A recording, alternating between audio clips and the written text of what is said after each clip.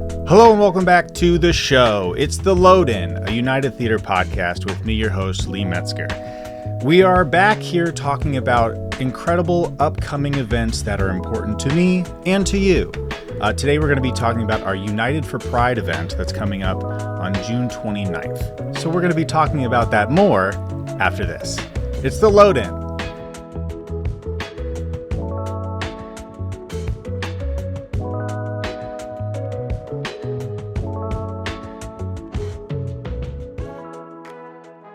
Hello and welcome back to the show. I love starting off with an It makes it's cinema veritas. Hello and welcome back to the show. It's me, Lee. And I am very, very excited to welcome today to the show one very special guest, Nervous, the drag queen. Hello, Nervous. Hi, how's it going? Very, very well. It's a Monday. And it's in June. Yeah. And I had a really nice weekend. Actually, you know what? It is my anniversary today. Oh my God. 2-year anniversary. Happy Shout out to anniversary. Hillary. Well, I mean, it's my, as you heard, it's my dad's birthday after my birthday, after Father's Day, after it being Pride It's a weekend. huge weekend for many events. it's a multi-hander, many hats. Just too many things. Uh-huh. But I mean, it's, for me, June started and it's been And it hasn't stopped. chug since the beginning. Now, have you taken a single breath since the first? You know, I tried just now, actually. I was like, oh, big inhale. You reminded me. Did it work? No. No. Well, we'll check back in throughout the podcast. For sure. Thank you so much for joining me. You are here on a very auspicious occasion to talk about one of our very first drag event here at the theater. The crowd goes wild. United for Pride. I believe we're having Nadia Nice, Neru Kessa, Nubivia, and Annie Soke, along with myself. And we're going to be representing different colors of the rainbow here for Pride in Westerly, which is incredibly exciting. And I know that Westerly Pride is more of a subtle event. Sure. A bit more buttoned up. Yeah. A bit more. This is our first time exploring this space. Right. So with that comes a bit of delicacy. Yeah. Yeah, but it's going to be great. It's going to be fun, high energy.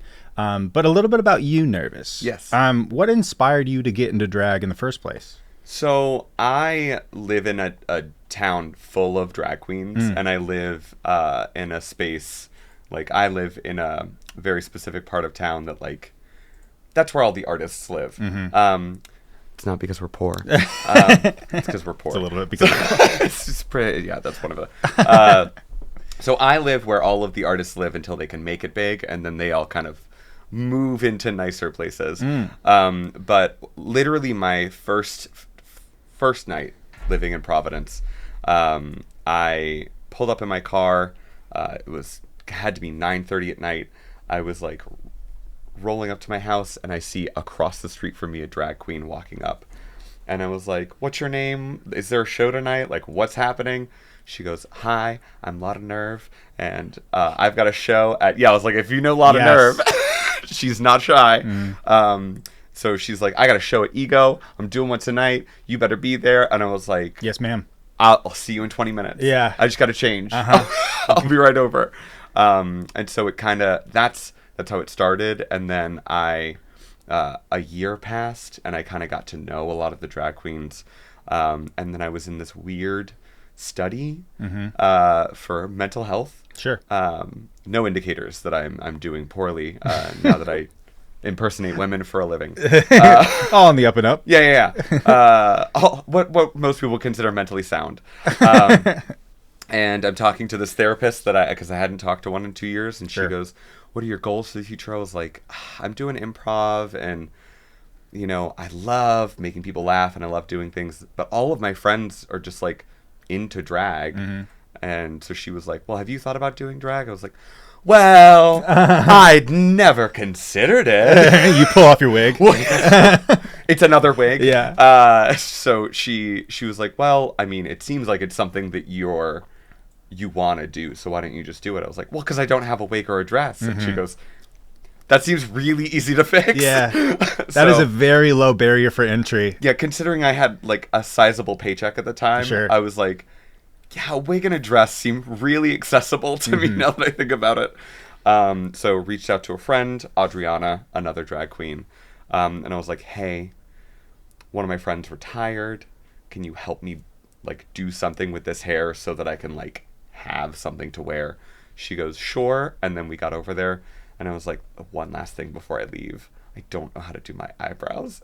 No way. She goes, okay, well, you're just gonna rub glue until you can't, and then she was like, and you smooth it out with this tool, and then set it with powder. It was and that was as soon as I knew how to do eyebrows, I was into drag. And that was it. That was it. So she was your fairy drag mother. Oh no, God. No, okay.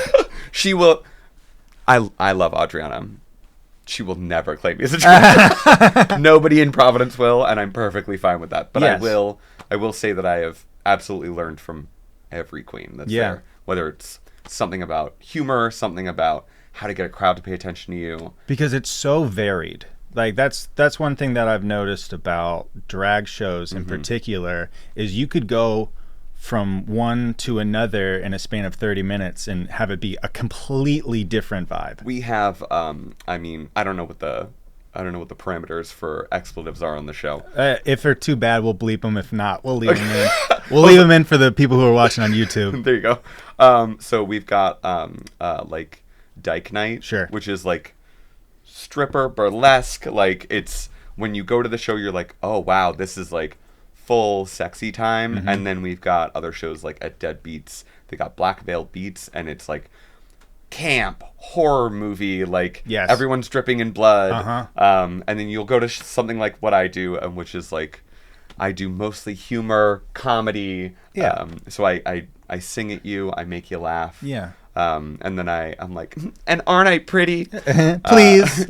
Tell me I'm pretty, and then I'm gonna be an idiot on stage. I'll like shove a cake in my face and be like, I'm tell me I'm pretty. No one's told me I'm pretty yet. I can't believe it. Because drag is also incredibly, like, it's a high energy show. It's fun, it's funny, it's inclusive too, and which is a really important part of that space, right? We're inclusivity as opposed to exclusivity. Inclusivity is something we as a community are working on, and I know that sounds crazy because everyone's like, well, you guys already are very inclusive. The Providence space is a lot more open. We have fully like Kings and Things shows. Love it. We have we have just horror shows. A lot of those people, drag kings, drag things, and creatures especially, tend to not get the airtime. I don't run my shows that way. There are shows that I'm specifically like, why not just have all drag kings on the panel and not talk about it? Yeah. I was like, I'm a drag queen. That's not going to change, but I'm producing the show, so I'm going to make sure that like each one of my shows has different vibes, brings different people. I want everyone to have time to have space on stage, and I don't think that that's something that everyone should be begging for. Yeah. I think that it's like, oh, you're working hard. I can see that. I can see it in your performances and the way that you're like putting more into your drag. I will give you that space. Yeah, that care deserves space. Regardless of if you're different than what I would normally, what people would expect me to put in my shows. Totally. I'll say, I was like, normally. What people expect of me is that like I'm going to fill a stage with pretty girls. Yes. And then we're all going to do the same number. We're going to do Chapel Roan and Sabrina Carpenter and Olivia Rodrigo, and then we're all going to leave, and you're going to be like, wow. What a safe drag show. That's so great. And you should be challenged. You should go into something expecting that it's going to be outside of your comfort zone because that's the expectation. Yeah. And then enjoy it and be there and be present in that moment. This past weekend, I went to go see the O'Neill Theatre in New London had the National Puppetry Conference over the past couple weeks. Yeah. So my beautiful wife and I, we met up with some friends and we went to check it out.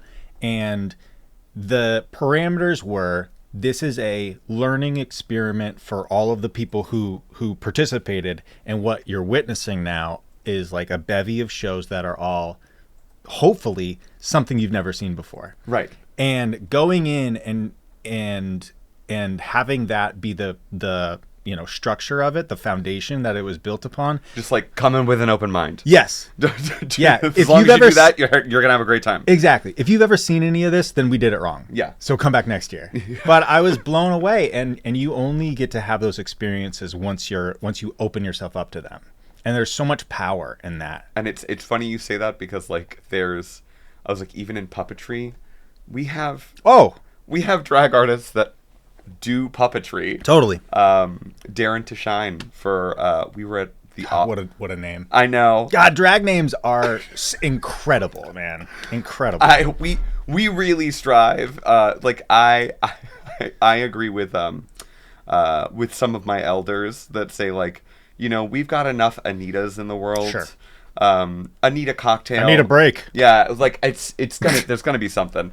But I really do love a name that's just on the edge. Mm-hmm. Maybe a ride Homer, Yeah. Something that you're like, oh my God, her name was Taint Misbehavin' or whatever. Yeah. The name I made up for a particularly sweaty queen was Love it. Hyperhidrosis. Mm-hmm. Oh, good. Very good. See, again, Yeah. if it takes you a beat, Yeah. it might be where you need to be. You're like, oh, her name is Sis. So you're a performer, you're also a producer and a promoter. Yeah. I wrote down a couple for sure. interesting questions. What do you consider essential when producing a drag show? I personally love a theme. Mm-hmm. I am a better host and comedian. I am a professional mingler as opposed to being a performer. Sure. I will sing and make you laugh, but when it comes to throwing my on stage, it's not happening. Yeah. I'll do a split for you. I might do a handstand. Mm-hmm. A roll if I'm feeling good. It is I'm always blown away by the acrobatics of a drag show. The queens that I have down for this particular show, those are those girls. Mm-hmm. I brought them because I can't do that. I'll make you laugh. I'll make you have a good time. But I was like, I know what you came here for. Mm-hmm. I know what you're looking for. We will provide in this drag show. Uh-huh. But typically when I'm making a drag show, I'm like, well, I need a well-rounded cast. I don't want a bunch of people that are just gonna, One note.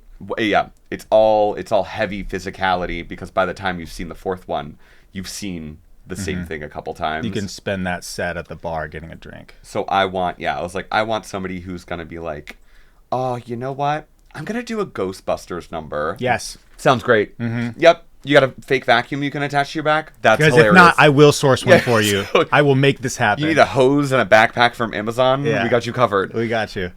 2 Day shipping. So number one, I want a theme. Mm-hmm. I sometimes I do like just a Google form, and I'm like, who would be interested in this? And if they have great ideas, you're in. Yeah. Like that's really how you get my attention, is a great idea and a great look. Mm-hmm. If you have those two things, you don't have to be. The thing is, people think you have to be polished. You don't. You just have to be good at what you do. Some people like messy queens. Mm-hmm. They absolutely do. It's a good show too. Yeah, it is Veritas. The gravité. Mm-hmm. So that's the first thing I look for is a range. 2, I look for as professional as possible within the realm. Sure. I'll unless it's an open stage. If it's an open stage, come on up. Yeah. If you're here, you're here. That's what you're here to learn how to perform.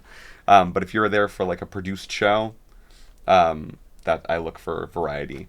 And a lot of my produced shows require a lot of talking on the part of the queens, Sure. or the kings, or the performers. And that's a habit I have to get out of, is saying queens when I mean performers. Mm-hmm. But when there's a show I have coming up, it's a chaperone and presentations show.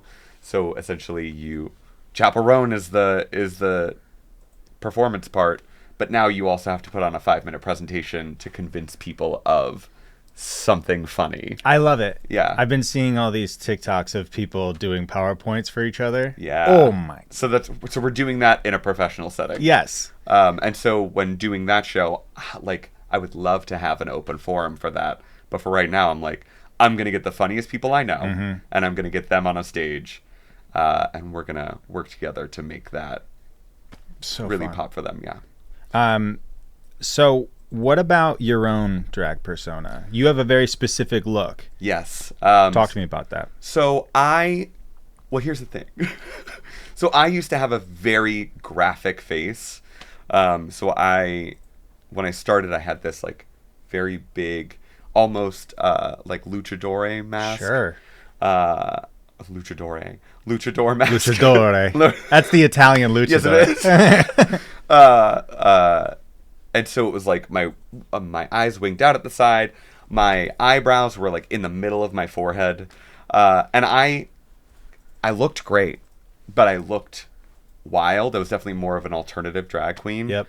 And then moving forward, I got to a place where I was like, okay, I need to be a little bit more commercially acceptable. Sure. And that was for, marketing reasons, personal reasons, the amount of time that it takes to do my face. The old face took 2.5 hours almost exactly. Wow. The new face takes about hour 50, and then I've got like 20-30 minutes to get ready. Wow. So yeah, I'm giving myself more time. But I typically go for somebody, one of my friends once said, if it looks like you can jump out of an airplane wearing it, that's Nervous's drag aesthetic. So that's pretty true. You got a lot of pockets? What's going on? A lot of pockets, a lot of straps. Yeah, straps. I like I like a backpack. I think that helmets and headpieces are cool. I like a jumpsuit. Flight. Sure. I own too many flight suits. That's a cool look, though. It's a great look. And nobody else is doing it. So I'm out here looking like an astronaut. Yeah, for sure. And you've got so many Dragstronaut. Dragsternaut. Thank you. I appreciate that. It's all yours. It's a gift. I will be taking it. Happy Pride. I go for something a little bit more eye-popping, and now my face is a little bit softer. Sure. It's a bit more beautified. I was out at Pride yesterday in Providence, and I had a great time, but I did have a lot of people who inadvertently thought I was famous. Really? Because of the look? Just because of the look. Wow. And I was like, no, I get it. That's high praise. Oh. If like somebody looks at your costuming and your makeup and they're like, that's obviously a person of note. Well, I walked into a restaurant and they were like, what are your reservations under? I was like, oh, we're just here for dinner. I was like, someone paid me money to come here to enjoy my birthday at dinner. My name is under that bitch. Yeah. Well, we've got a table for 200. Is that you? No. Okay, not that bitch. Not that. I'm the two top next to the bathroom. Yeah. Okay, well, this is an incredible show. We're very much looking forward to it. It's the day after the anniversary of Stonewall. Yeah. Which is huge. If those out there who don't know what the Stonewall riots are, please go look into it. It's an incredibly important it's an incredibly important day in LGBTQ plus history. And it's the day after. So Stonewall anniversary is 28th, and this show is on the 29th. Yeah. And I didn't even look into that. I knew that. I know why Stonewall. Of course, but I know why Pride happens in June. No, of course. I was like, but that's a great. Yeah, I was like, oh, I never noticed that. I The day literally after. looked it up today. Oh, well, I know that. So New York Pride is normally the last weekend of the month for that reason. So if you're looking for a reason to celebrate specifically on that weekend, we have an incredible event for you and yours. This event is 18 plus, right, Tony? I believe so. Yeah. This event is 18 plus. There are tickets online on our website, and you can find all sorts of information about Nervous, about this event, and about the other queens that will be joining us that evening. Now, this is the part of the show where I look up to see if anyone has written a review of the show. Would you like to stick around for it? Oh gosh, a review of what show? Of this show. Oh gosh. So far, we've only gotten one review, and it was someone who was on the show the week before. Okay. And we have no new reviews. So tune in next week to see if anyone has written a review. Please, I implore you, go on to Apple Podcasts, give us as many stars as you think we deserve, and write a review, and I will read it on air for you. Nervous, is there anything that you would like to plug on the way out here? This will be going live. This will probably come out on Wednesday. Sure.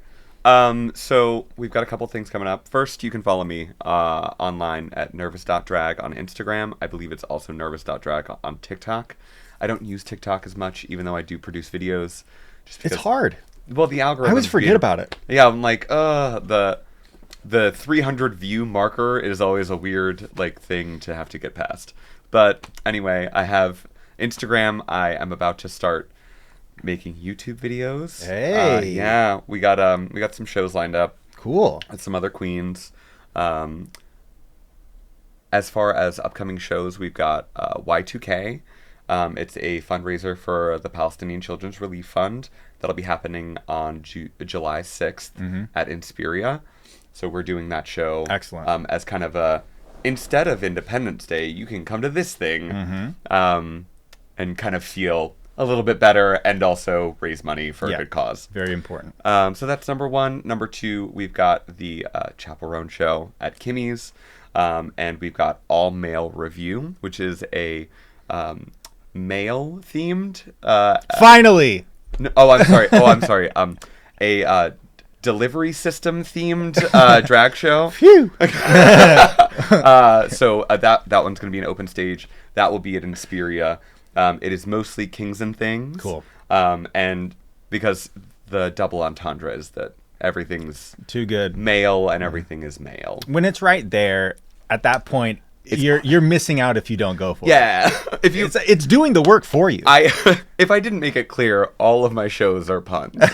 So the reason why I keep saying the Chapel Roan and presentation show is because we haven't come up with a name yet. But it'll be punny. Yeah, it's like the poster comes out next week. So I have 1 week to figure it out. TikTok. Yeah. Speaking of puns, you also perform at Pig. Oh, I perform at Pig. Yeah, so we do a once monthly queer show called Yas and I believe that'll be on third Saturdays. Oh! I know. So we've got one coming up this Saturday, and I'm also in Real Mature. That might change soon, but if you see Real Mature perform, we're a fantastic group. I saw y'all perform a couple weeks ago. Highly recommend. Just a ridiculous form the way that we do it, but I know that I'm a really good improver in that I can make people laugh. And am I good at other parts of improv? Not necessarily, but I'll make the audience laugh. I'll tell you this much. You're beautiful, and thank you so much for coming on to the show. Thank you so much. You're always welcome. If there's anything else that I forgot, I'll put it in here, but if not, thanks. Goodbye. Bye.